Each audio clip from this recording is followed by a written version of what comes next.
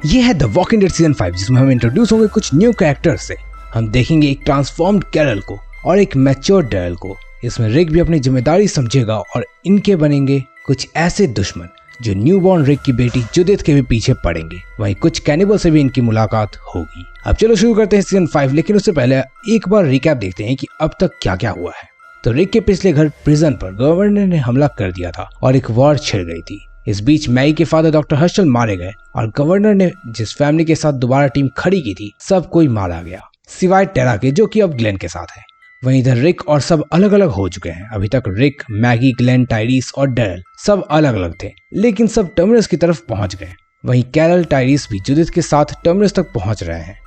रिक, Michonne और Karl भी जब वहां जाते हैं तो ग्लेन की घड़ी और बाकी एप्पल्स को वहां के लोगों के पास देखते हैं, मतलब कि यहाँ कुछ तो गड़बड़ है। तो ऐसे में फायरिंग शुरू हो जाती है और टर्मिनस के लोग रिक, कार्ल तीनों को ही एक कार्गो कंटेनर में जाने को कहते हैं एंड वहीं उन्हें बंद कर देते हैं। और वहां रिक अपने पुराने टीममेट्स यानी कि ग्लेन, मैगी सबसे मिलता है और इमोशनल हो जाता है, मतलब कि टर्मिनस के लोगों ने इन्हें कैप्चर कर लिया था। और बस अब सीजन 5 का पार्ट 1 शुरू होता है, जिसमें हम एपिसोड 1, 2 और 3 को देखेंगे। सीजन 5 के एपिसोड 1 में हमें गैरेथ का पास्ट दिखता है, जहां पर वो अपने कुछ दोस्तों के साथ होता है उसी कार्गो कंटेनर में और वो दोनों डरे हुए होते हैं। फिर सीन प्रेजेंट में शिफ्ट होती है, जहां पर रिक और उसकी टीम उस कार्गो कंटेनर में बंद रहते हैं और कुछ प्रिपरेशन करते हैं कि जैसे ही उन्हें कोई बाहर निकालने आए तो वो उसे मार दे। लेकिन टर्मिनस के लोग दिमाग वाले होते हैं, वो डायरेक्ट गेट से आने के बजाय कार्गो कंटेनर का छत खोलकर उसके अंदर एक स्मोक बॉम्ब डाल देते हैं। फिर टर्मिनस के लोग रिक, डैरल, बॉब और ग्लेन और कुछ एक्स्ट्रा लोगों को स्लॉटर हाउस ले जाते हैं, जहां पर वो उन्हें मारने वाले थे। वहां पर वो कसाई धीरे धीरे एक एक करके पहले के कुछ लोगों को मारता है और जैसे ही वो ग्लेन को मारने वाला होता है तब रिक सबकी सांसें फूलने लगती है। लेकिन तभी गैरेथ कसाईयों को कुछ हिसाब रखने को बोलता है। यहाँ पर बॉब गैरेथ से बात करने को कहता है। वो गैरेथ को बोलता है कि ऐसा करने की कोई भी जरूरत नहीं है, लेकिन गैरेथ सब इग्नोर कर देता है। गैरेथ रिक को चिढ़ाता है और उससे जंगल में डले बैग के बारे में पूछता है। रिक जवाब देता है कि उसमें वेपन्स और सप्लाईज है और वो उन्हीं वेपन्स में से एक सिग्नेचर वेपन, जो कि उसका पसंदीदा वेपन है, मशेटे विद रेड हैंडल, उसी से गैरेथ को मारने की धमकी देता है। बस ये बात हो ही रही होती है कि तुरंत वहां बहुत बड़ा धमाका होता है और सब गैरेथ के लोग इधर उधर हो जाते हैं। इसके बाद सीन चेंज होकर कैरल और टाइरिस पर आती है, जो जुडिथ के साथ जंगल में भटकते दिखाई देते हैं और एक वॉकर हर्ड से बचते हैं। यहाँ पर हमें कैरल और टाइरिस के पर्सपेक्टिव से चीजें दिखती हैं और वो टर्मिनस के मेंबर मार्टिन से मिलते हैं और वो उसे तुरंत ही बंदी बना लेते हैं। बताओ इतनी जल्दी ये बंदी बना रहे हैं, मेरी तो एक नहीं बन रही। खैर टाइरिस और सब पास के ही एक केबिन में अपना अड्डा बना लेते हैं। इसके बाद कैरल टर्मिनस जाने लगती है ताकि वो रिक और दूसरे लोगों को बचा सके। कैरल रिक और उसके ग्रुप के जस्ट पकड़े जाने के बाद के टाइम पर पहुंचती है।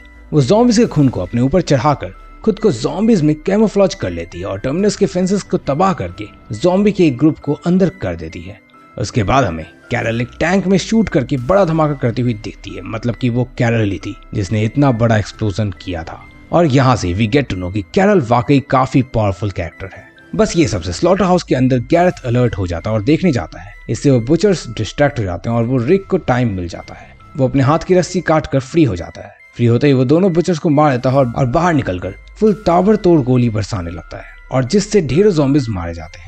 अब तक रिक के बाकी टीममेट्स कंटेनर में बंद थे, तो वो अपने ग्रुप को फ्री कर देता है और उन्हें लेकर वर्कर्स और दूसरे टर्मिनस मेंबर को मारता हुआ वहां से निकलने लगता है। वही हमें दूसरी तरफ कैरल भेजती है, जो कि अंदर कई ज़ॉम्बीज को मार रही होती है और एक तरह से वो रिक के लिए रास्ता क्लियर कर रही थी। वो अंदर गैरेथ की मम्मी मैरी से मिलती है और उसे ज़ॉम्बीज के हवाले छोड़ देती है। अब हमें वापस से कैबिन का सीन दिखता है जिसे ज़ॉम्बीज ने घेर लिया है और टाइरिस धमाके के कारण खिड़की से बाहर देख रहा था। तभी मार्टिन, जिसका हाथ बंधा हुआ था, वो जुडिथ को मारने की धमकी देता है और टाइरिस से कहता है कि वो बाहर ज़ॉम्बी से भरे एरिया में चला जाए, नहीं तो वो जुडिथ को मार देगा। ऐसे में टाइरिस चला जाता है और मार्टिन अंदर टर्मिनस को कांटेक्ट करने की कोशिश करता है। कुछ ही देर में फुल सन्नाटा बाहर छा जाता है। अब मार्टिन भी क्यूरियोसिटी से जुडिथ से दूर होकर दरवाजा के पास जाता है और बस तभी टाइरिस फुल बैडेस्ट्री में सारे ज़ॉम्बीज को मारकर दरवाजा खोलकर मार्टिन को पकड़कर जमीन पर पटक देता है और उसे खूब मारता है। लेकिन टाइरिस की महानता है कि वो उसकी जान नहीं लेता और ये उसे अब महंगा पड़ने वाला है।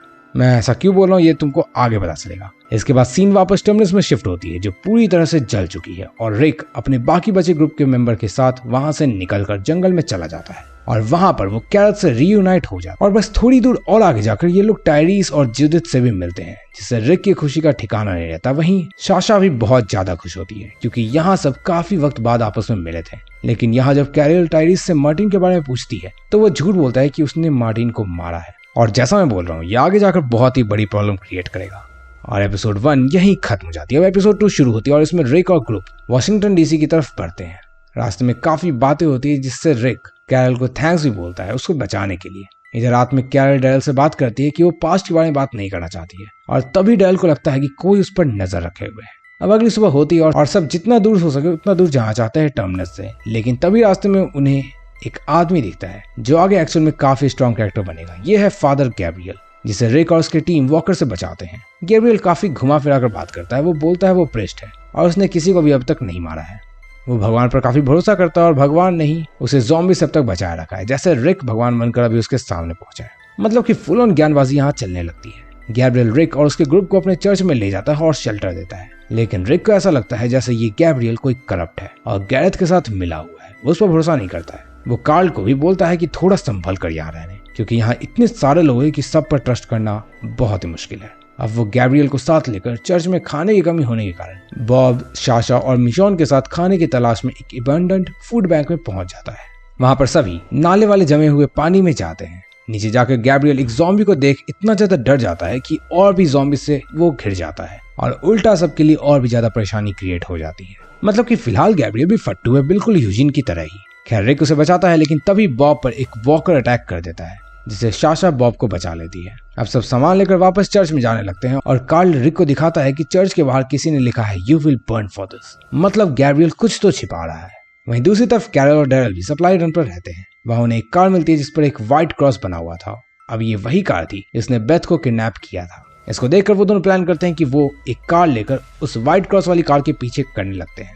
अब रात होती है जहाँ चर्च में सब लोग खुशी के मोमेंट्स एंजॉय कर रहे थे। साशा और बॉब आपस में बात करते हैं, लेकिन तभी बॉब थोड़ा अनईजी फील करने लगता है। ऐसे में बॉब चर्च के बाहर जाता है और पहले तो खुश होता है, पर अचानक से ही रोने लगता है। हम समझ नहीं पाते कि वो ऐसा क्यों रो रहा है और तभी कोई बॉब पर पीछे से अटैक कर देता है। बॉब बेहोश हो जाता है और उसकी जब आंखें खुलती है तो उसके सामने गैरेथ बैठा होता है, जो मांस का एक टुकड़ा बड़े चाव से खा रहा था। बॉब आसपास देखता है और उसके कई सारे दोस्त भी मांस का टुकड़ा खा रहे थे। फिर बॉब अपने पैर को देखता है जिसे आधा काट दिया गया था।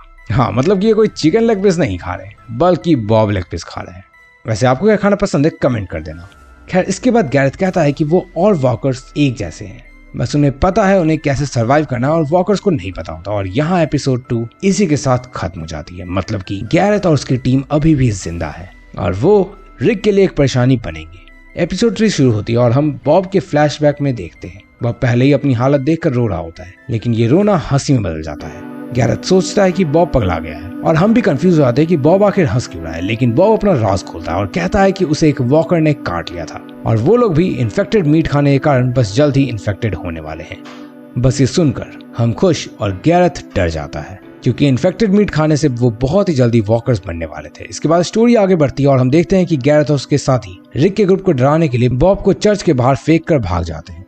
रिक और टीममेट्स भी अब बॉब, डैरल और कैरल के मिसिंग होने से परेशान हो चुके थे। तो ऐसे में साशा गैब्रियल पर गुस्सा आती है और उसे ब्लेम करती है कि उसने ही कुछ किया है। उसका कोई दोस्त है जो उस सब पर नजर रखे हुए है। इसमें गैब्रियल डर जाता है और बोलता है कि नहीं, उसने कुछ भी नहीं किया। इसके बाद रिक भी उसे धमकाता है कि चर्च की दीवार पर you will burn for this क्या लिखा था।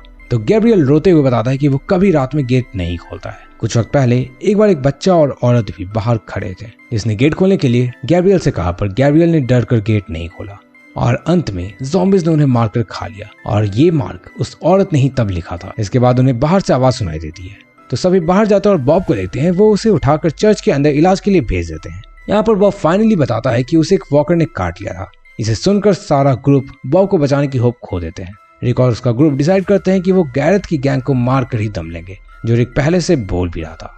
यहाँ अब्राहम बोलता है कि नहीं, यूजीन के साथ वो अभी क्या भी निकलेगा, क्योंकि उसको कोई भी पंगा नहीं चाहिए और यहाँ पर यूजीन को खतरा है। लेकिन रिक बोलता है कि नहीं, उसे साथ में रहना होगा क्योंकि कैरल ने उसकी जान बचाई है। और दोनों में थोड़े टकरार हो जाते हैं, क्योंकि अब्राहम बस भी ले जाने को बोलता है जबकि सब मना करते हैं। इस पर ग्लेन डिसाइड करता है कि अगर अब्राहम अभी रिक का साथ दे दे तो अब्राहम यूजीन, रोजिता के अलावा ग्लेन, मैगी और टेरा को भी साथ लेकर निकल सकता है। मतलब कि उसके साथ ज्यादा लोग हों। बस इसके बाद सब फाइटिंग मेंबर्स लाइट बंद करके Gabriel, Tyreese, Rosita, Eugene, Carl और जुडिथ को एक रूम में बंद करके बाहर चले जाते हैं। वहीं उसी वक्त दूसरी साइड से प्लान के अकॉर्डिंग गैरेथ और उसकी टीम चर्च के अंदर घुस जाती है।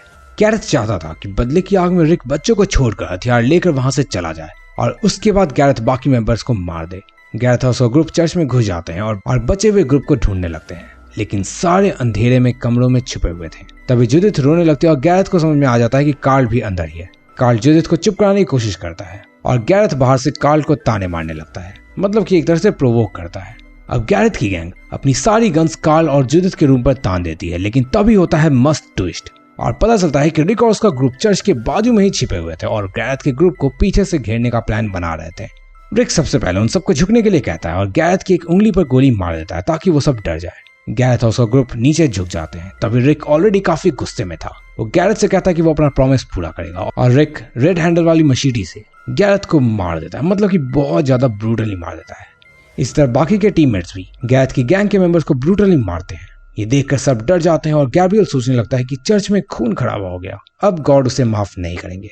अगले दिन बॉब का आखिरी दिन होता है और वो रिक से कहता है कि बुरे सपने खत्म हो जाते हैं, लेकिन उन बुरे सपनों को हमारी इंसानियत खत्म नहीं करनी चाहिए।